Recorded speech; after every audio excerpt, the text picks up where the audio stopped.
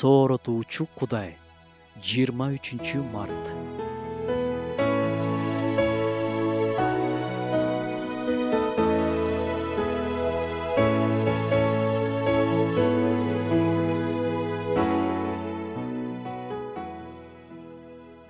Адам баласы жалгыз болуу үчүн жаратылган эмес. Адамга дайыма адам керек. Ымыркай төрөлгөндө аны апасы, жакындары карашат. Тамагын берип, жылуулап, коргоп, жуунтуп кам көрүшөт. Чоңоюп калганда дагы ага ата-энеси, мугалимдери, эжелери керек. Биздин ишеним жашообузда дагы жалгыз болбогонубуз жакшы. Биз бири-бирибизге жөлөк таякпыз.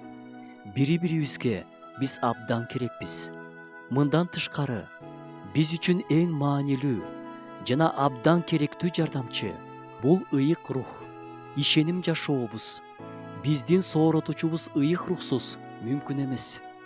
Ыйса өзүнүн ишин аткарып, айкаш-чыгашта өлүп, өлүмдү жеңип, тирилип, асманга көтөрүлүп кеткенден кийин бизге ыйык рухту жиберген. Ал биздин жашообузда өтө маанилүү роль ойнойт. Ыйсанын курмандыгы аркылуу куткарылгандарды жетектеп, аларды сооротуп, жол көрсөтүп алып жүрөт. Жазууну окуганыбыз, сыйынганыбыз анын жардамы менен ишке ашат. Мындан тышкары, ыйык рух куткарыла элек адамдардын куткарылышы үчүн кызмат кылат.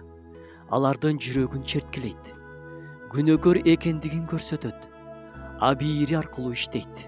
Дүйнө жүзүндө эң эле ыплас, бузулган, караңгы жер бул адамдын жүрөгү.